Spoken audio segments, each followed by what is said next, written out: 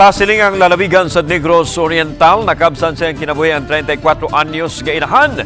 Humana datugan sa dakong bato nga midahili sa sitio Kamugaw, Barangay Tambulan sa lungsod sa Tayasan. Gideklarar sa Tayasan Police Station nga dead on the spot ang biktima nga si Vigil Cuevas, minyong munupyo usab sa dapit. Sa investigasyon sa kapulisan, ang biktima mitabang sa yampana pagbangag sa yuta nga kalubngan unta sa dakong tipak sa bato. Tumong sa magtiayon nga mahawan ang dapit aron makatukod og extension sa ilang balay. Apan samtang diha sa ilawom sa lungag ang biktima, nahulog ang bato nga nag-umbaw sa bangag. Nadatugan ang biktima nga mahinungdan sa iyang kamatayon. Sa investigasyon, giingon mibiya ang bana kay adunay gipalit tihang nahitabo ang insidente.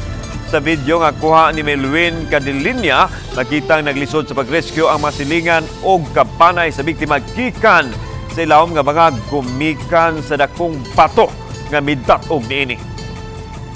Kalot sila kaya lugar ang pagnambot akong bato niya ilang nagapal man para sa extension di ang balay mao nga ilang iyang gikalot ang bato man gud murag antaw na daan niya